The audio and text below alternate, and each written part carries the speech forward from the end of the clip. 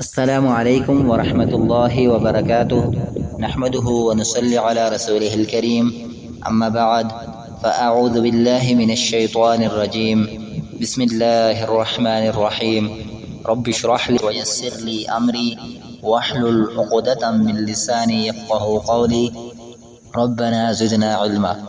معزز طلباء و طالبات، آج کا ہمارا سبق نمبر 38 ہے جو کہ سورہ بقرہ کی آیہ مبارکہ 122 تا 125 پر مشتمل ہے۔ انہیں صرف 4 آیات آج کے سبق کا حصہ ہیں۔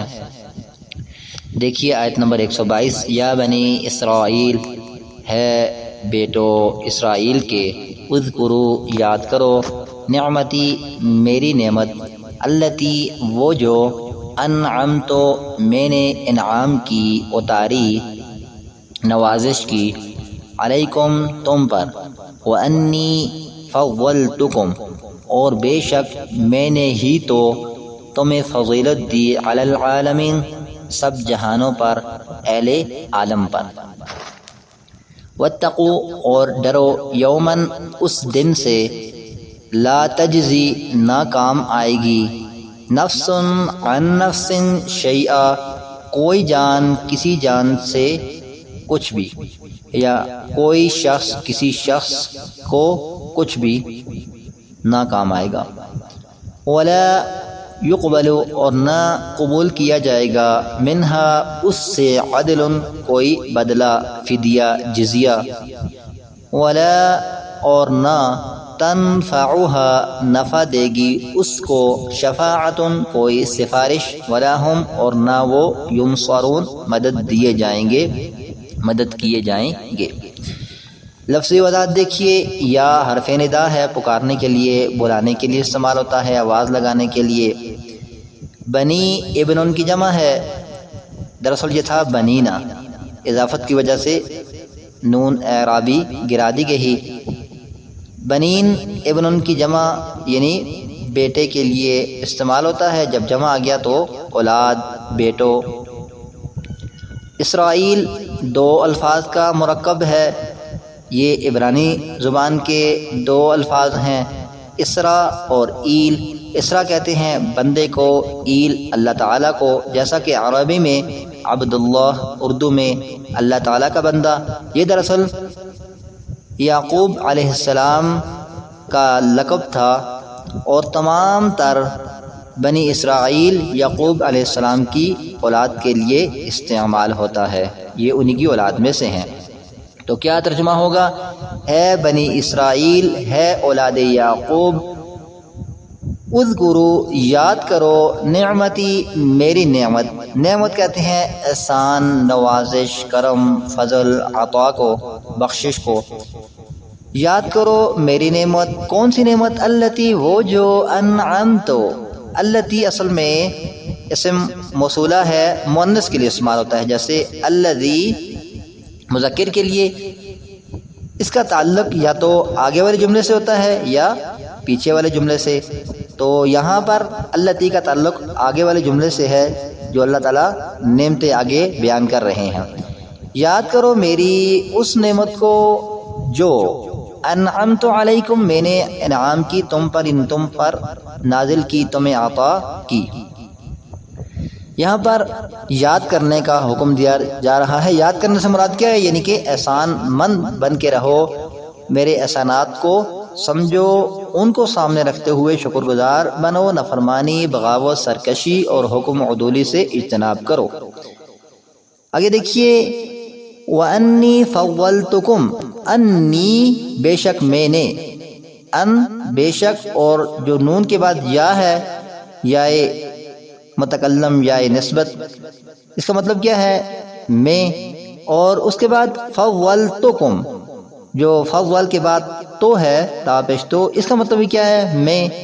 تو جب 2 میں کے لیے الفاظ استعمال کیے گئے تو ترجمے میں تخصیص ہو گئی، اس لیے ترجمہ کس انداز میں کیا گیا؟ اور بے شک میں نے ہی فضیلت دی تم کو، کم سے مراد بنی اسرائیل ہیں، تم کو، یعنی تمہیں بہترین امت کا ایوارڈ، تمہیں سب سے اعلیٰ امت کا لقب، اور تمہاری تاریخ میں جو تم پر میں نے انعامات کیے ہیں، سارے کے سارے میرا عطیہ ہیں، کسی اور نے تمہیں انعامات نہیں دیے، لہذا ان انعامات کو سامنے رکھتے ہوئے کیا کرو، نبی صلی اللہ علیہ وسلم پر ایمان لاؤ اور آپ کی پیروی اور اتباع کرو۔ اور میں نے فضیلت دی تم کو تمام جہانوں پر، یعنی کہ جو بھی امتیں آج تک تاریخ میں گزری ہیں، جو کچھ میں نے تمہیں عطا کیا وہ کسی دوسری امت کو عطا نہیں کیا۔ کچھ ہی چیزوں کو آپ اگر سامنے رکھیں تو جیسا کہ من و سلوہ کا صحرائے سینا میں ان کو عطا ہونا، اس کے بعد پتھر سے 12 چشموں کا جاری ہو جانا، بادلوں کی صورت میں ان پر اللہ تعالیٰ کا عظیم کرم کہ سایہ ان کو مہیا کیا گیا، اور پھر ان کی آنکھوں کے سامنے ان کے دشمن کو ہلاک کر کے اسی دریا سے ان کو نجات بخشنا، اور اس کے علاوہ بھی بے تحاشے اللہ تعالیٰ نے ان پر احسانات کیے۔ مثلا ایک یہ بھی کہ جتنے انبیاء جو کہ تاریخی لحاظ سے 4000 سے زیادہ بتائے جاتے ہیں ان میں بھیجے، اتنی کسی دوسری امت میں نہیں بھیجے۔ اور یہ اللہ تعالیٰ کی ایک لاڈلی اور چہیتی قوم تھی، لیکن انہوں نے اللہ تعالیٰ کے احسانات کا الٹا مطلب لیا اور بجائے احسان مند اور شکر گزار بننے کے اس کی نافرمانیاں شروع کر دی، اور اپنا یہ عطیہ اپنی قابلیت اور اپنا ورثہ سمجھ کر یہ سمجھا کہ شاید آخرت میں بھی ہمیں سب کچھ اللہ تعالیٰ ویسا ہی عطا کرے گا جیسا ہمیں دنیا میں عطا کیا۔ یہود و نصارہ بنی اسرائیل ہی میں سے ہے۔ یہاں پر اللہ تعالیٰ نے آیت نمبر 40 سے لے کر یہ جو 123 نمبر تک آیت ہے، یعنی کہ 84 آیات میں مسلسل ان کی تاریخ بیان کی، ان پر اپنے احسانات اور ان احسانات پر ان کی نافرمانیاں اور انہیں دی جانے والی سزائیں اور ان کی دیگر جو اللہ کے مقابلے میں بغاوتیں اور سرکشیاں تھیں ان کا بیان کیا گیا۔ اب انہیں یہ احسان کیوں دوبارہ سے یاد دلایا جا رہا ہے، دہرایا جا رہا ہے؟ اس لیے کہ تمہاری ان نافرمانیوں کی وجہ سے تم ظالم اور اللہ کے باغی ٹھہرے، اور جو ہے وہ تم سے یہ بہترین امت کا ایوارڈ امت مسلمہ کو منتقل ہو چکا ہے۔ وہ اللہ تعالیٰ کی سب سے پسندیدہ امت ہے، اور تم نبی صلی اللہ علیہ وسلم پر ایمان لاتے ہوئے اگر پیروی کرو گے تو تم اللہ تعالیٰ کے مقربین میں ہوگے، وگرنہ تمہارا بھی حشر وہی ہونا ہے جو تمہارے سابقہ لوگوں کا ہوا جنہوں نے اللہ کی نافرمانیاں کی۔ بعد آ جاؤ، تمہارے لیے یہی بہتر ہے۔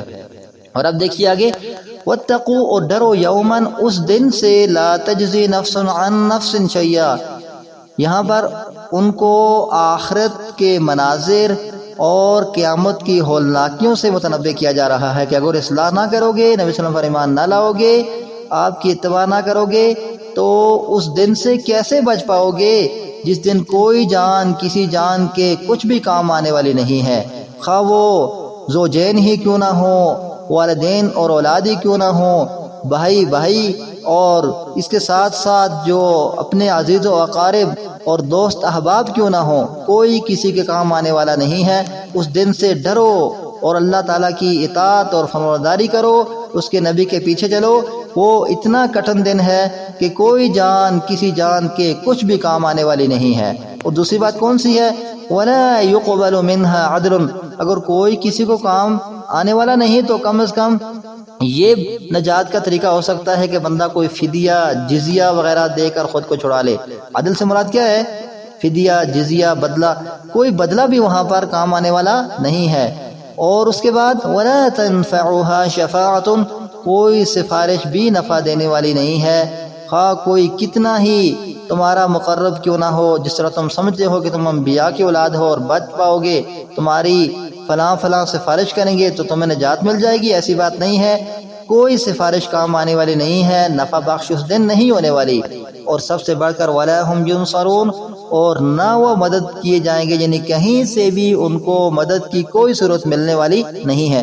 یہاں دنیاوی اعتبار سے دیکھیے، اگر کوئی شخص کسی جرم کی پاداش میں قانون کے ہتھے چڑھ جاتا ہے تو اس کے عزیز و اقارب، اپنے دوست احباب، والدین، بھائی اور دیگر ایسی جو تعلق رکھنے والی ہستیاں ہیں پہنچ جاتی ہیں اسے چھڑانے کے لیے، لیکن یہاں پر نفی کر دی گئی کہ کوئی کسی کے کام آنے والا نہیں ہے، بلکہ قرآن تو یہاں تک کہتا ہے کہ یوم یفر المرء من اخیہ و امہ و ابیہ و صاحبتہ و بنیہ، اس دن انسان اپنے بھائی سے، اپنے والدین سے، اپنی بیوی سے، اپنے بچوں سے، تمام تر رشتہ داروں سے دور بھاگے گا، کیونکہ کیفیت یہ ایسی ہوگی کہ کسی کو کسی کا ہوش ہی نہ رہے گا۔